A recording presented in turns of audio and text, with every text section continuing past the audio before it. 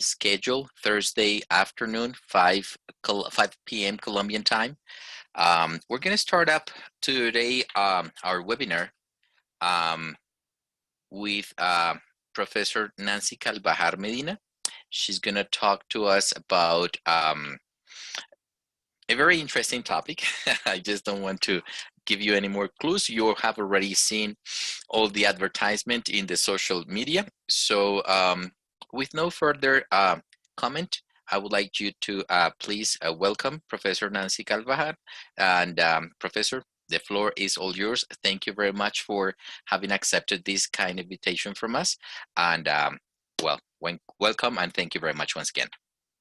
No, like first of all, thank you very much to the association, to ASOCOPI for having allowed me to share some insights with all of you today. And thank you all for being here. So yeah, my name is Nancy Carvajal and I self-identify as a human being under construction. So hopefully throughout the presentation, you can get a sense of what this concept means.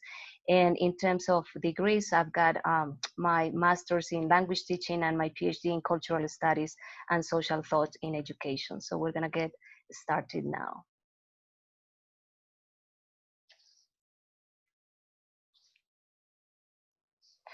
Solo los jueves vengo al río. I come to the river only on Thursdays. I do the laundry, but I never look at the river into the eyes. That Thursday, my son, the fisherman, and me were on the canoe when we saw him. We identified him by the tattoo. His face was not his anymore. He was the love of my life, but there was not much left of who he used to be. Un gallinazo, a buzzard, was pecking on his chest. How many stories does this river hold? One story by every stone it keeps. The testimonials recreated in the play Para Volver a Nombrarte, that is the short fragment that I just read, are a reflection of a past that refuses to live. In 2020, more than 47 massacres have occurred, and more than 200 social leaders and human rights defenders have been murdered. Colombian youth, indigenous, African descendants, men and women, peasants, have lost their lives for defending their rights not many are willing to speak up for. Doris Salcedo, Colombian sculpture artist, argues, la sociedad ha elegido una ignorancia intencional. As a society, we have refused to acknowledge the realities and truths that differ from our own. We have chosen silence to action, hate to compassion. The dehumanizing legacy of the colonial past still haunts us. Thus, understanding and deconstructing the ways this legacy manifests and the ways it is sustained is a decolonial moment that leads to transformation, social justice, and healing. Entering the terrains of the decolonial imply naming, reconnecting with the narratives and ways of being we have been desarraigados or unrooted from. The Mayan principle, in la quec, you are my other self, tú eres mi otro yo, remind us of the interconnectedness among human beings. This interconnectedness that seems so strange since the colonizing times. It is with this principle in mind that I invite you to explore with me some comprensiones or understandings on the colonial moments that I present as non-definite answers to the whys or hows of the colonial agendas. And you're going to excuse me for a little while. I'm going to stop the presentation for a minute so that I can close my WhatsApp web so we don't have any interruptions anymore. So thank you for your patience. So yeah, and we're gonna retake from here from this principle of in la quec, which is very important to me because it reminds me about this notion of being responsible for one another. So, si te hago daño a ti, me hago daño a mí mismo, a mí misma. Si te amo y respeto, me amo y respeto a mí mismo, a mí misma. So in this presentation, I'm going to share just part of the journey that personally and communally I have developed in order to understand and develop some possibilities for being and becoming as a researcher and as a human being. This presentation is in honor of those lives we have lost as nations worldwide due to greed, ignorance, and hatred. This presentation is also in honor and with gratitude to all my mentors, our ancestors who have built the path for us to be present here today, my parents, brothers, sisters, nephews, and nieces that represent hope and possibility. It is in gratitude also and in honor of the land of the Muiscas and the Nimipu, the indigenous inquiry circle that I am part of, the Chicanx and Latinx feminists and friends that accompany us here today, the Cultural Studies and Social Thought in Education crew, Sojourners Alliance, Pullman Moscow community, and my beloved EFL students and colleagues in Colombia, and of course, my research group, Knowledge in Action. And I thank once more ASOCOPI for having allowed me to share some insights with you here today. So what I'm doing in this is sharing a little bit of my decolonial journey, and in presenting to you this decolonial journey, I start weaving the testimonials of houseless people in the US rural areas and the understandings that I have developed in terms of decolonial possibilities for decolonizing research and decolonizing the self. So those are the two terrains that I'm gonna be talking about very briefly today. So how do I enter the decolonial terrain?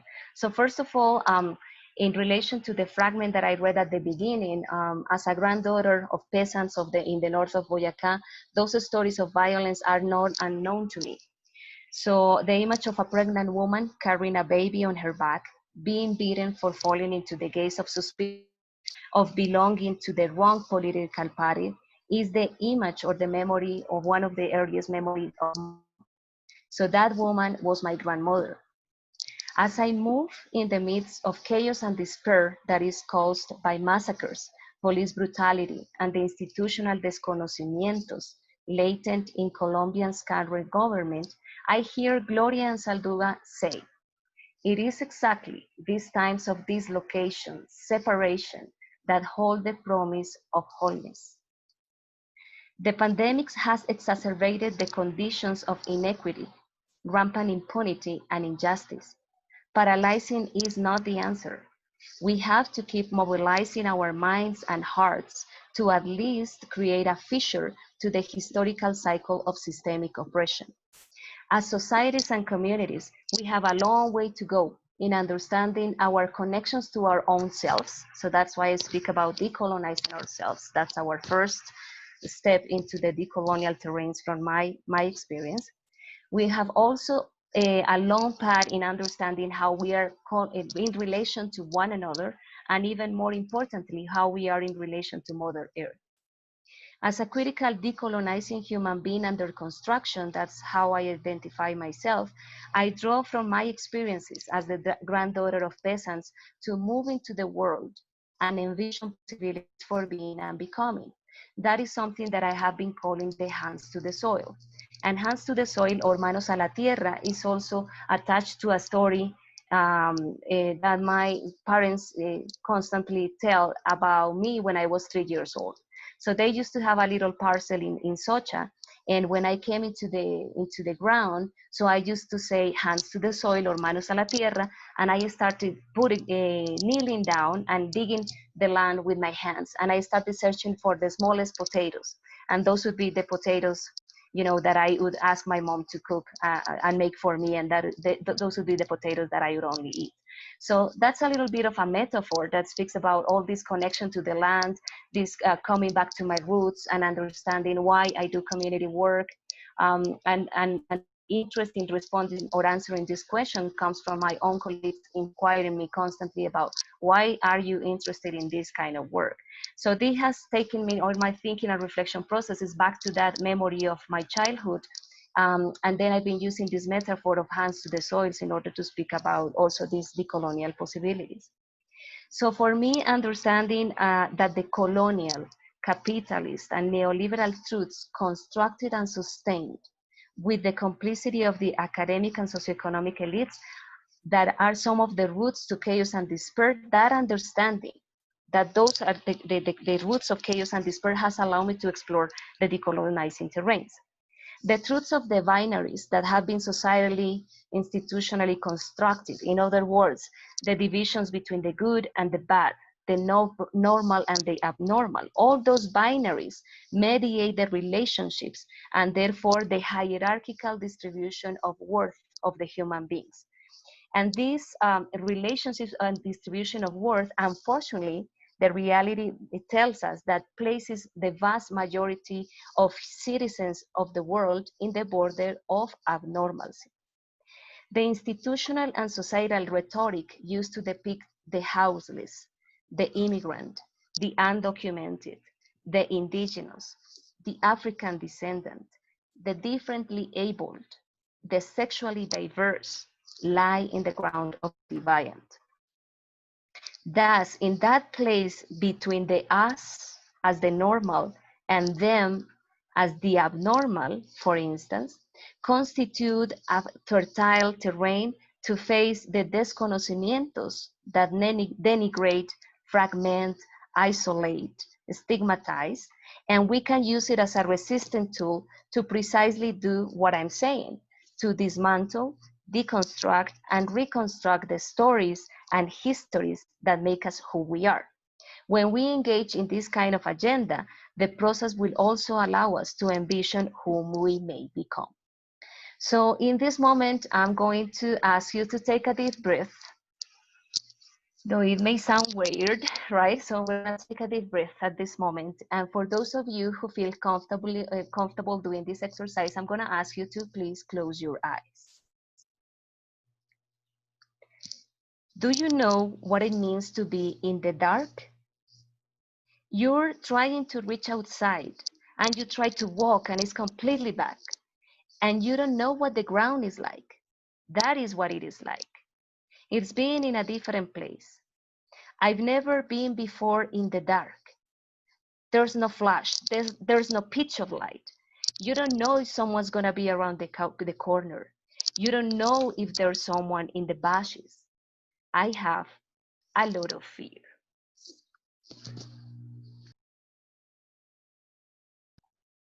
Okay, I'm gonna ask you to take another deep breath and to open your eyes.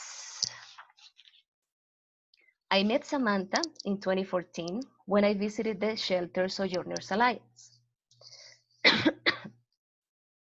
Steve, the program manager, allowed me to sit in the counseling session with Samantha. Samantha was in a difficult economic, psychological, and emotional place. Samantha self-identified as a white, upper-middle-class U.S. citizen. She held an MA degree. Back in time, Samantha was married. All of a sudden, her life circumstances changed. Different layers of her identity had been reshaping as a result of finding herself without a shelter. Before the eyes of society, Samantha was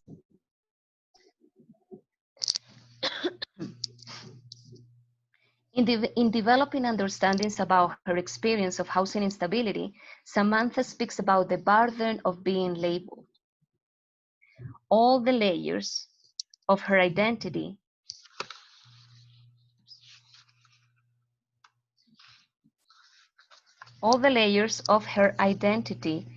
were being essentialized in the word. Homeless was a label she carried with her everywhere, a label that led her to experience the subconscious and conscious manifestations of her worth as a non-human being. She was confronted with her humanity. So as we can see in this short fragment, I was interested in this study in understanding what homelessness looked like in a US rural context and what it felt like to experience this housing instability situation. As we can read and sense in this small fragment of Samantha, she was comparing her experience to this dehumanizing condition where she could become into some of a rat, in her own words, so she could compare her survival skills to those of a rat, and where she could go and dig into the garbage cans so that we could survive. So Samantha's experiences in a rural context, like for her, not having a place to live represented that she would have to go into the bushes or into the forest. And for her as a woman, it was not a safe space. So she had different encounters where her life was at risk.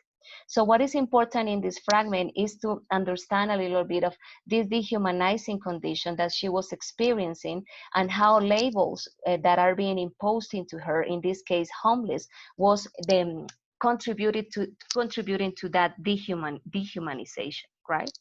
So as I continued to my interactions and dialogues with Samantha, one day she said to me, like, my story is the only thing I own, right? So the only thing I have is my story.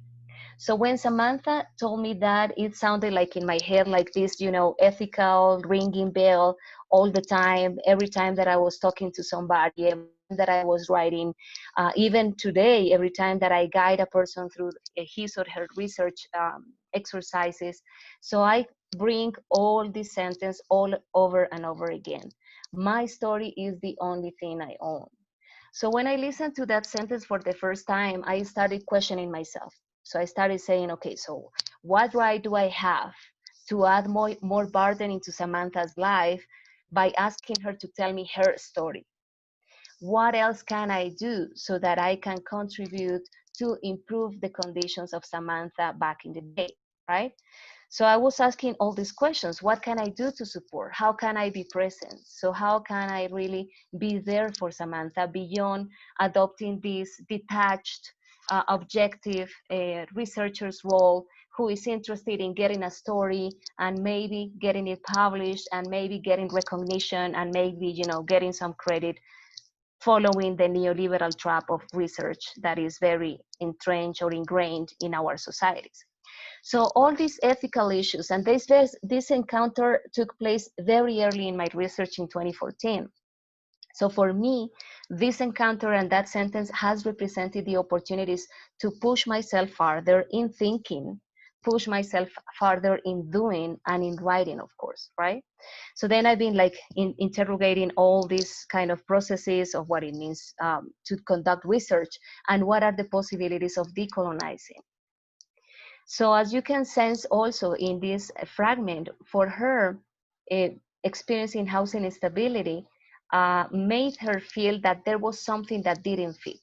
So as part of her subconscious ways of being, she started like exploring her own sense of value as a woman, as a wife, as a professional. So there were different layers of her own identity that were being in conflict by that day.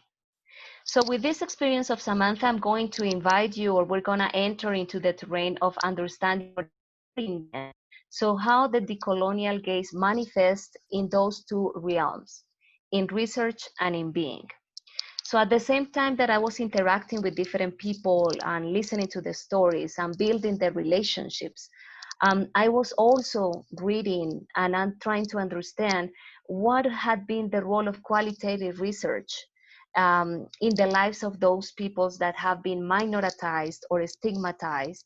And then I started reading all the literature from our brothers and sisters that are indigenous from around the world. And I started coming to all the research of Chicana, Latina, African feminists, and different kind of feminists. And then I started asking and wondering if the research agendas that were grounded on social justice were being pursued.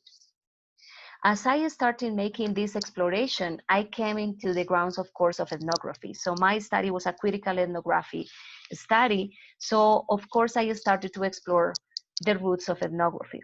So we are all familiar that the first ethnographers in our historical legacies were the missionaries, the colonizers, the sailors, the traders. And then those are the first portrayals that we find in the history books of the other, in this case, the native. But you know that all these, the visits and these visits or explorations of the sailors had some hidden research agendas or some hidden colonizing agendas that were characterized, of course, by the abuse of power. So there is evidently a different relationship of power in this case. And then among those colonizing agendas, the usurpation of the land was one of the key goals, right? And while usurping the land, so they were also denigrating or demonizing the other, the native, who was being portrayed as the savage, as the uncivilized, in some cases as the soulless, people without a soul. And then it is those agendas, initial portrayals that we find that have unfortunately preserved and manifested till the 21st century in different, more modern ways of colonization. So when I listened to our brothers and sisters indigenous speaking about research, I was very intrigued of the ways they were portraying it. And of course, I was understanding the places they were speaking from, right? So they were speaking from more than 600 years of colonizing processes. They were speaking about those rights to possess the land that are still being denied today. They were speaking about how they have been tokenized in education, and how they have been denied access to education, healthcare, and even some political rights as well. So of course, I was understanding and getting immersed into their realities by exchanging with them. So I had the opportunity to conduct my studies in the land of the Nimipu. So some of my friends in the classrooms were indigenous, and we were I had the opportunity to be in different spaces of interaction. So through the courses, the introduction, the readings, I could understand that, of course, for indigenous communities, research is one of the dirtiest words in the indigenous words vocabulary, right? And some of the reasons that I have spoken about are some of the reasons why they consider it as dirty.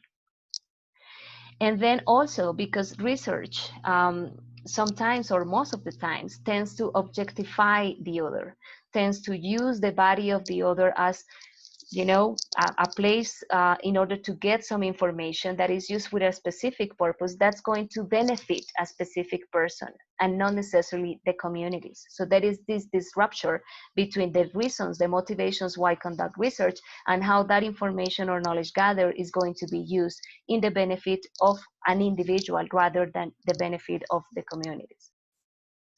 And that is why Saavedra and Niemark tell us that with these colonizing research processes, the ones that fall into that trap contribute to the regurgitation, right, of hierarchical, or the reproduction, in other words, of hierarchical, patriarchal, homophobic, and capitalist relations. And in terms of critical ethnography, so of course, those were the origins of ethnography, like the first portrayed the them who were the natives, and the us who were the white were coming to understand who you are, and were writing about what your value is, and were portraying in certain ways. So then there was this need to mobilize ethnography into more critical approaches. Still today, the critique to critical ethnography lies in one of the issues that's still discussed today, is that it is too theory driven. So critical ethnography, one of the goals is to really promote and engage in social justice agendas, but still we lie on the floor of theorizing, theorizing, creating theories, but we don't get into the house, into the transformation of society, into the transformation of communities, into the understanding of what's going on in the house and the whys of what we do. So that is the first, one of the first areas that we can explore when we speak about colonizing, in terms of research, positionality, the ways we relate to others. And then we can, it has been of my particular interest to go deeper into the colonizing of the self. So by conducting this study, I could come to this understanding that every time that we use a word or we use discourse from a hegemonic position or a position of power, and when we use discourse to frame a person's individuality, and when we frame that person's individuality in constraining, discriminatory, and exclusionary ways, so that is when we are using discourse as a building block that contributes to a societal imaginary, to construct an imaginary of the other, and that is what I call a building block, right? Or in simple terms, what would represent part of the labeling of others. So for me, the labels act as building blocks of the identity of a person that is limiting, constraining, discriminatory, that does not allow to portray the complexities of an individual's ways of being, and that even more limits the possibilities of becoming, right? Because we are not finished human beings. The person or the Nancy you are seeing and here today is not the same Nancy that you will be seeing in 2 weeks or in 5 years, right? Because we are constantly reshaping who we are, based on our relationships, on our processes, growth processes that take place in different contexts and in different ways. So in the dissertation, I started exploring this concept of the building blocks and what are the implications of using them, and how they were manifested in the testimonials of houseless people. Um, so I'm gonna show you a little bit of what it looks like. So when I consulted, like the rhetorics in media and in studies, in even in psychological studies of homelessness, so they represent the other as, the mentally ill. That's part of the rhetoric. So a person that lives on the street is mentally ill, or is a lazy person, so he or she doesn't want to do what's necessary to work or have a living. In the case of women, I found like the records very early in time, in the 1800s, the records of women being depicted as witches, right? Like women who lived or didn't have a shelter, so were depicted as witches. It is very common also to listen, speaking about homelessness being related to this addictive problem. So it is an individual problem. And also speaking about the shadow people, so people with no light. So if we think or we take every one of these words and what these words are adding into denigrating the other person's identity and silencing and erasing like the different dimensions of his or her ways of being, so then we start seeing the complexities and the troublesome nature of the building blocks or the labels, right? So yes, so then all these words contribute, and psychological studies on homelessness on one hand fall in the trap of pathologizing the situation, a situation that is also a structural responsibility. So becoming homeless, that nobody wants to be homeless, right? So nobody wants to live in the streets, nobody wants to dig in the garbage cans. Still, some research says that it is my fault, it is my responsibility, I am the one to blame for my own, reality. But the truth is that if we turn all these discourses around, and that's what I do in the research, I start speaking about these structural responsibilities, institutional responsibilities in producing housing instability. So there is an institutional responsibility when the renting policies, and the renting prices are very high compared to your income, right? So if we only take that parameter, so we start seeing that there is an institutional responsibility in terms of the policies being generated. So by listening to the testimonials of the houseless, that is the alternative term also as a result of the counter narratives that the people I work with claimed for themselves. So instead of homeless, we are referring to them as houseless people. So when we speak about all this nature of the houseless as an institutional problem, and when we listen to the testimonials of these individuals, so we start shaping responsibilities, and we start shifting responsibilities, and we start understanding that the other person, the person you call the lazy, is also a human being that has an ontological dimension, that has a political dimension, that has a spiritual dimension, that when you impose the label, you remove them from those different dimensions.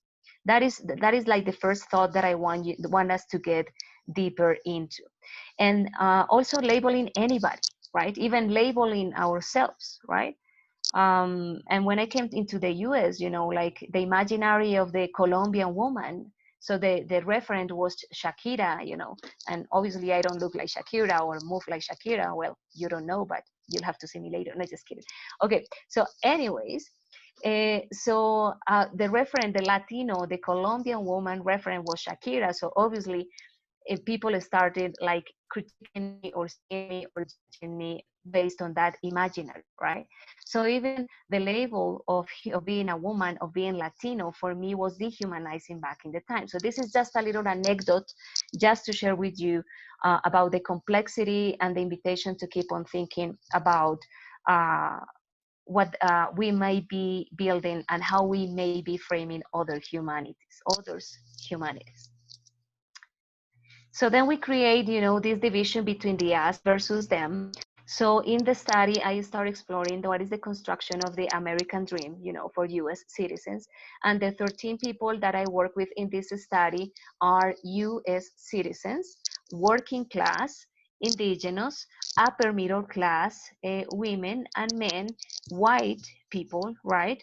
Because also there is this idea that homelessness is experienced by Latino, by immigrants, by African American, but no, the reality is that this is a much more complex situation, and my study contributes to depict that even upper middle class white women were experiencing housing instability.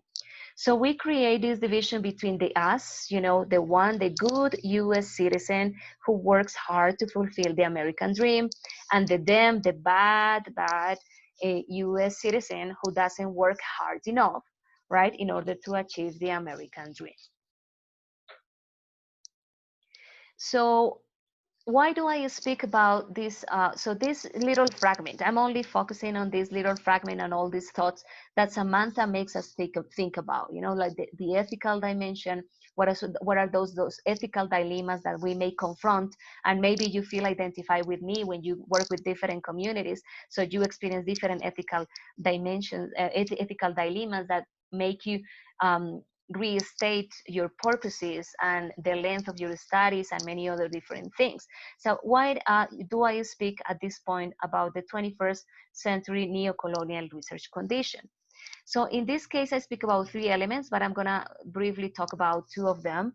And then I speak about this neo-colonial research condition, considering the researchers and the researched. So what are the relationships that we build? So as a researcher, when I came into the US in the first year of studies, I continued to feel, the fragmentation in terms of what I was doing. I felt like I was thinking, like, isn't there any other way in which I can feel as a whole? And then it was very, very common in the US rhetoric of academia, in the US, to listen about speaking about of individuals of as speaking about researchers as the smart pants. So when you conduct a PhD, you get your degree, you are considered to be the smart pants, which means that you need to be articulate and use the big words. That's another very common expression, in order for you to be respected and in order for you to be valued in academia. So then I was very conflicting with that position. And then I was not, I don't know, I was driving for something more, right? Like I wanted to explore something else. So I felt that only my cognitive dimension was being favored. And this fragmentation of the researcher, where your cognitive dimension, how smart you are, how many theories you can articulate, how many authors you can recite, is the only thing considered as valuable and respected. So then for me, it was very conflicting. And then we leave our other parts of ourselves, our bodily and our spiritual dimension aside. So that is the fragmentation that I still see happening even here in Colombia. When I talk to students, and for some students, research is a nightmare, right? So they don't want to know about research anymore. So why does research become a nightmare? Because when we conduct a study in some academic spaces in Colombia, and I deliver my work to the evaluators distort my paper, transform it completely, right? And also when I conduct research, maybe my mentor or the teacher that is guiding me is not a guide anymore, right? So the teacher is trying to impose his or her agenda on what I want to do, right? And my voice as a student is being silenced. So my mentor is not interested in really understanding what are the paths that I want to explore, right? So that is part of the ways in which I see manifesting this researcher's self-fragmentation from different angles, from the student who conducts research, from the researcher consolidated or solidified, they say, more experienced researcher, right? Like still feeling, oh, I need to cite that, I need to read more, and I need to, I don't know, be eloquent or use these big words for me to be respected, and not allowing him or herself the opportunity to really explore those other two dimensions. A similar situation occurs with the researched self. So when we come to conduct research, so we do it for instrumental purposes. So I want to be there for 2 weeks, for 1 month, and I want to collect this sort of data for a specific purpose, but I'm not interested in really establishing a relationship with the other, or really knowing what are his or her lived experiences that inform the ways of acting or the ways of behaving in a specific setting, right? So I am only interested in what this body can externally show me, so that I can answer to my research question, and I can publish, and I can, be cited and be famous, be popular, etc., and be ranked as a researcher as well, right? So then the invitation in here is to start analyzing. So what are the ways in which we position? What are the ways we approach communities? And then for me, this other fragmentation, and as you could see it in the fragments from Samantha. So there is this split between what she could have told me, as this houseless body, right? So I'm only interested in just your experience at this moment in time, in contrast to, okay, this is Samantha, so who has an ontological dimension, a political dimension, and a spiritual dimension, and I'm interested in listening to her, and I care about her, so that I allow myself to reshape also my identity in different terms, right? Okay, so I'm just gonna hurry up in here. I'm just gonna leave you with this. I'm not gonna get into this, but hopefully we can find another space of dialogue, so where I can present to you my understandings, and then what resulted or came out from the study in using testimonials to speak about the American dream. So how they deconstructed and reconstructing the American dream, how they positioned themselves and unframed their identities. By unframing, I mean that they reclaimed their right in order to really name themselves, right? And then also in another space, I could get deeper into this contributions of Chicana Latina feminisms and indigenous in order to embody the experiences. Still today, I will share a little bit of insights, but this is part of my process of understanding since 2014, in building relationships with the community, in creating different spaces of understanding. During this study, I was not only coming to the shelter, but I lived in the shelter for 5 weeks. I had the opportunity to interact with men, with women, with children. When I first came into the shelter, obviously they were also analyzing me, and, oh, who's this woman? Why is she doing this? And then one of them once asked me, like, are you gonna get an award for this? Are you getting paid for being here? So what are you gaining out of this? So I was also being analyzed until we could build a relationship. And obviously by the end, we are still in contact with some of them. So the current circumstances do not allow us to be in contact with some other people. But then I also used arts as a way to connect with people, as a way for fundraising for the shelter. And at the end of this study in 2017, I also conducted some spaces for the community. I mean, the local employers, the academics, the people working in healthcare, to listen to fragments of these stories and to really develop understandings of the complexity of them. So I'm gonna skip all these little parts that hopefully I will get to share, because I wanna engage in dialogue with you all. And then when we allow the participants, of the people we're working with, to voice or to tune up their voices, and when we really listen empathetically and from a caring, not non-judgmental space, we can acknowledge their different dimensions. So for example, we can have Easy telling us, yeah, I know about Sweat Lodge, the powwows, the dancing. Yeah, I know my heritage. So we know Icy in this case is an indigenous woman who has his or her spiritual dimension, and who is also in that path. So housing stability does not stop her evolution as a spiritual being, right? We also have Chrisanne telling us, don't tell me slavery is dead, right? So in this statement, plus other statements that she was constantly doing, so I could firmly listen to Chrisanne, and this is her real name, that this is the only person in the study who wanted her name to be known. She said, nobody has ever listened to my voice. I have some good things to say. And my experience with Chrisanne is very special because since she expressed this interest in raising awareness in the community, so we could share academic spaces, and we went to schools where she could talk to children and youth and share all this experience of housing instability and who she was as a mom and as a grandmother, and and talking about her disability, among other things. So this fragment or pieces of knowledge that just let us know that yeah, there are different beings with different dimensions, political dimensions, spiritual dimensions, and then they are mothers, daughters, husbands, wives, etc. So what made the decolonizing encompass? So in this short talk, we have only addressed the first stage. And the first stage of decolonizing is how we enter the decolonial terrain. And I have invited you in order to think of yourselves as selves in relation, right? So that is how I identify and I think of myself. My friend Sean Wilson um, reminds me of the fact that we are the relationships that we hold and are part of. That is what we are. We are the relationships.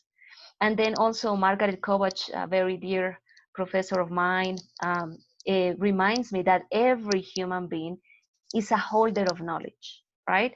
So that is those are some of the initial insights into this decolonizing terrain. So in this presentation, we have navigated or explored some decolonial moments. For me, the decolonial moments allow us to reassess the values that divide and find our own voice while theorizing. And what are some of those decolonial moments? These decolonial moments may serve as resisting tools. So for me in this presentation, one of the first decolonial moments has to do with the greeting that we started with, the in lakek principle, right? So understanding that we are interconnected by acknowledging our existence and the paths we have walked and the responsibilities that we have one another. So in other words, by recognizing one another. A second decolonial moment in this short presentation has to do with the knowing, understanding, and deconstructing how the legacies of an oppressing past manifest and are sustained to move into the individual collective transformation and healing. So by me talking about some of the ideas behind um, this notion of the neo-colonial research condition, by exploring the first two components in trying to understand is my little contribution to deconstruct that legacy in terms of colonizing research. Bringing the testimonials of Samantha and the different voices of the people I work with and using them to theorize about decolonizing research and decolonizing the self is also a decolonial moment for me. And also the stage or probably the process we are engaging in for some of us in this space, that is attempting to ask ourselves how we may decolonize our own identities, positionalities, and those and how to allow those we work with to also explore their own identity paths. Finally, I consider that this presentation offers some insights in order to reimagine the world in the midst of chaos and despair by sharing understandings of the problematic nature of framing others' identities and conducting research that fragment. So the final invitation I'm going to leave with you with all of you this afternoon is precisely to engage in the fourth decolonial moment by asking these questions. What does your research voice sound like? So have you listened to your voice? What is that voice saying? How does it sound? What agendas do your work or does your work ascribe to? So what are those research agendas or themes you are exploring? What are the values that inform your being, thinking, and doing? Is publication, individualism, competition, rankings in part of the values you ascribe to or you respond to?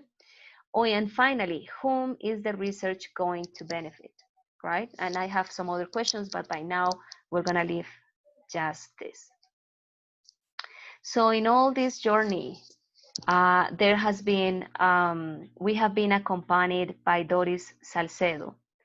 And Doris Salcedo is a Colombian sculpture artist who created this beautiful artwork called A Flor de Piel, in which she was, weaving all these rose petals as a healing ritual for all the lives that we have lost as part of violence in our countries.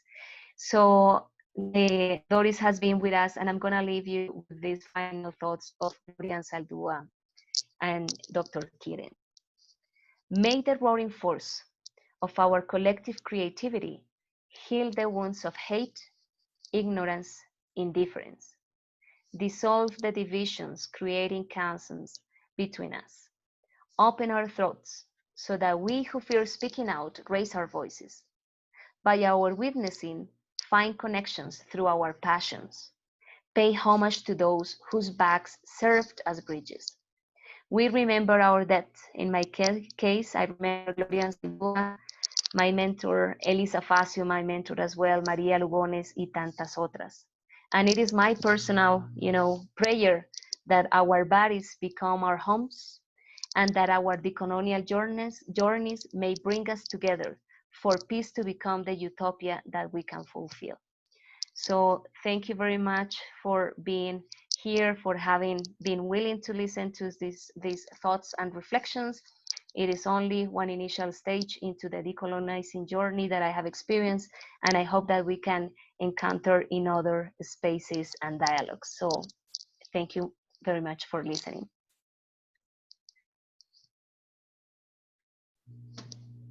All right, thank you very much, Professor. If there is any comments or questions, so please, we still have the time to do so. Professor, can you read Gisir Ortega's comment here? He also has a question in the chat, Yes. Professor Nancy. So if you want to, Yeah. please. Yeah. So yeah, Yasid is asking double-sided question. How can we translate this research knowledge in the Colombian context? So I'm going to answer that question. First, how can we decolonize in a country in which language policy is geared towards prioritizing English over indigenous languages learning and forcing English teachers to train their students to pass standardized testing? Exactly. So what I have shared with you or with all of you today was my initial steps into decolonizing. And when I came back to Colombia, 2018, between 2018 and today, we have conducted 5 decolonizing studies in EFL, in English as a foreign language, in the English as a foreign language terrain. So what does or do those decolonizing processes look like? So we have interrogated things like racism, we have spoken about heteronormativity, and we have also talked about intergenerational dialogues. And then while interrogating all those things, so we have been attempting to explore identity construction of youth in Colombia, in private schools, in rural schools, while also teaching English. So English for us in decolonizing research has transformed into a tool or a mediator in order to really address those problematizing issues that are not very commonly spoken about when we teach a foreign language. So that is what it looks like in EFL in Colombia. That is the proposal of my research group, Knowledge in Action. And as I mentioned, so we have conducting another study on environmental literacy. So how our students, 8th graders in a public school, become environmentally literally and responsible, and how they started to understand their positions as citizens, like citizens that move beyond this consumerist kind of trend. So that is part of that. And then in Colombia, obviously, we have great challenges, and then that is part of our responsibility as institutions, as teacher educators, as policymakers, as associations, to keep on highlighting and keep on the legacy of our professors. So I remember, and I have read the work, and I have revisited the work of Carmen Elena Guerrero, and then some of our colleagues who have been talking about this cultural, so Carmen Elena speaking about all the problematizing issues of speaking about bilingualism in a multilingual, multicultural country. And then we have other colleagues speaking about to bring the intercultural perspective into policy making. So there have been proposals in the past years.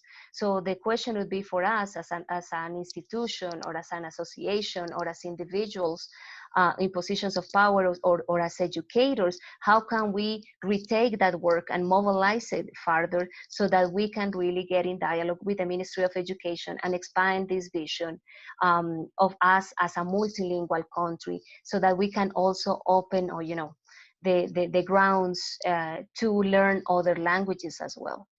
And then in teaching education programs particularly, so when I came back to Colombia as well, I was proposing like to really get into the deeper understanding of multiculturalism, beyond speaking about traditions and food and religion. So multiculturalism and interculturality go much deeper than that. But our training education programs only lie on the grounds of, oh, you are going to get to know about the UK's, traditions and festivals, and Australia's, kind of this ritual. But then we don't really get to understand what are culturally responsive ways to interact and to make our teachings more locally sensitive and more contextual and more. So we have been speaking about that for years, and we have been reading about meaningful learning and all of that, but still in the practice we don't see it happening,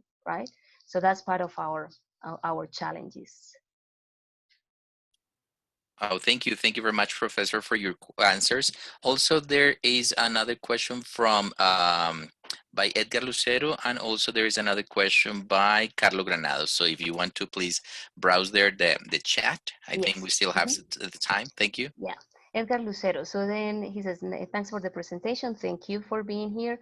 What characteristics you recommend we language teachers should consider to design classroom activities under a decolonial perspective? So the invitation that I have done to all of you today here is to understand first what colonialism looks like.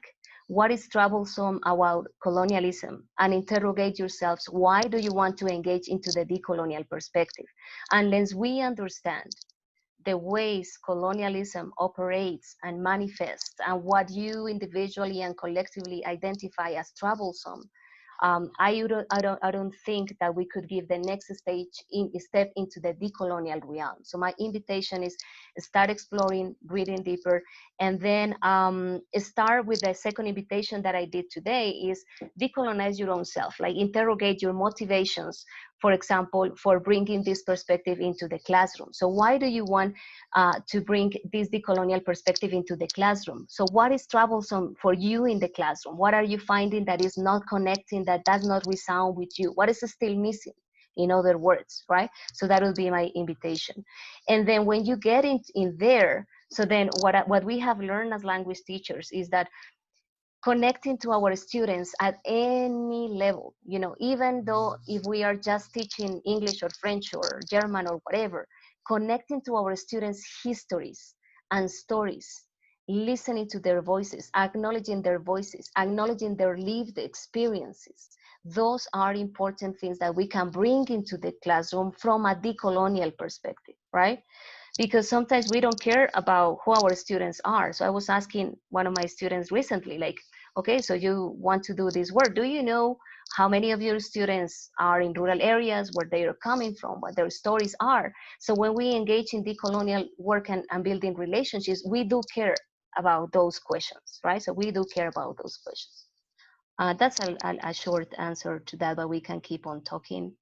And then I want to look for Professor Granado. So how do we find lines of flight to avoid playing by scientometrics, such as proposed by Conciencias or Colonizing, for example? Are there chances to be an independent researcher? Well, this is something that I have been thinking about. And then since I've been a university professor, and I've been a university professor for 15 years, I have made decisions on different realms. Like one of the first decisions that I made institutionally to resist, Conciencia's logics was for me not to ascribe to the logics of, having my group being recognized by Conciencias.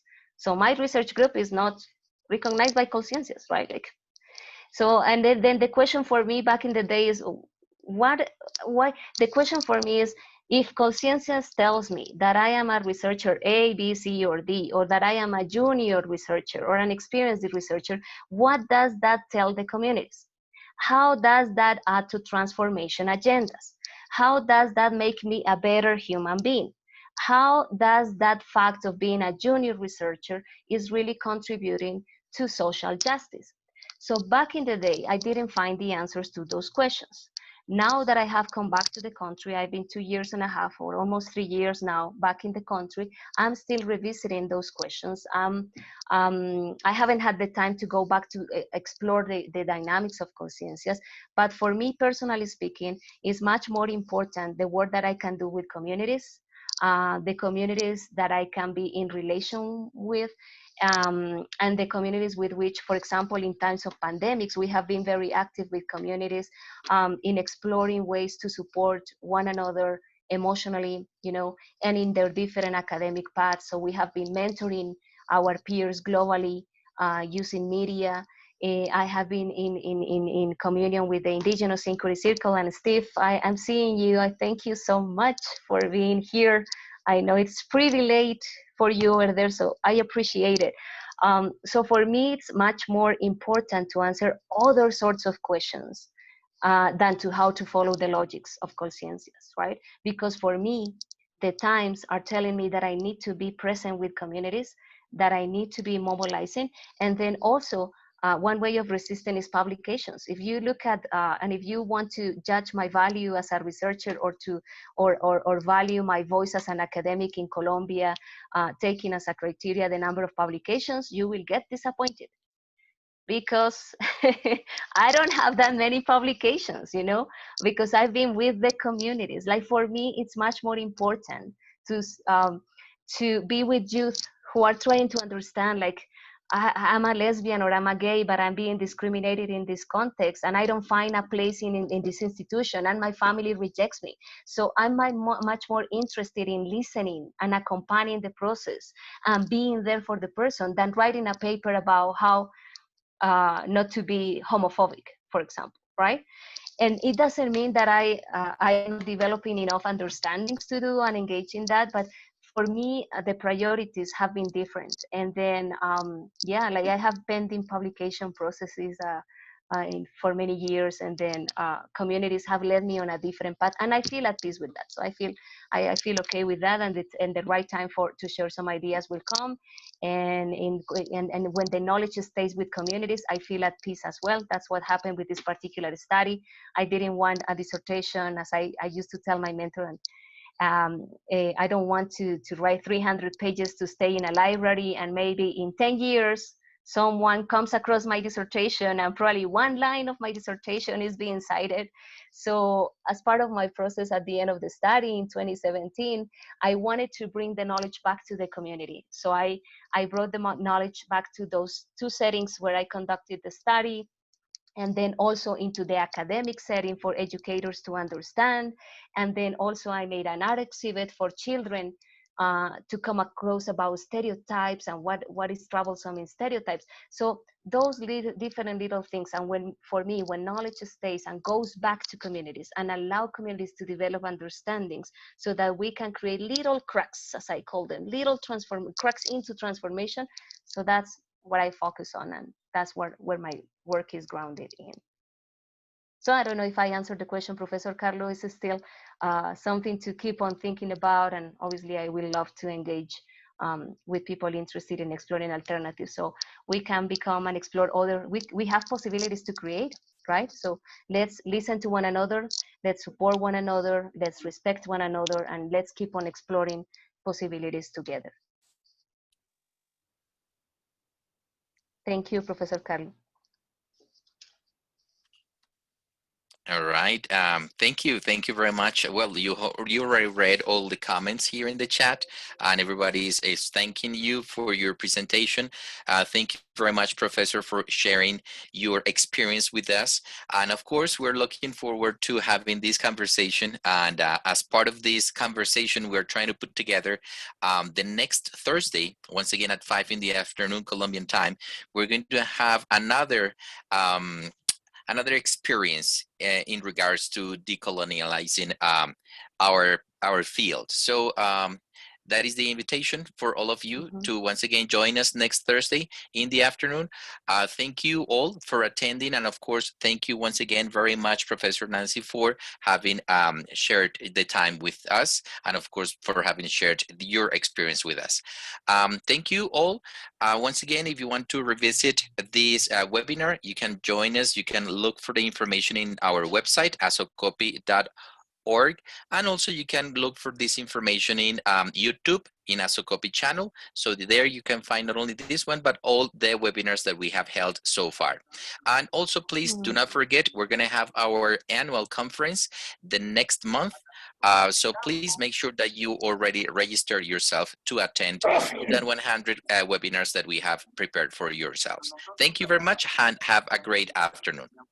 Thank you very much. And I'm just gonna thank all my friends and family, Steve, my warm hugs, Jorge, my godson, Camilo, my sister, to all the people, friends, Maria Angelica, everyone who knows me and who don't know me. Thank you so much for caring, for being here. And of course, I'm really open to engage in more dialogues if you're interested in. So blessings to all of you. My warm hugs to all of you. Thank you so much.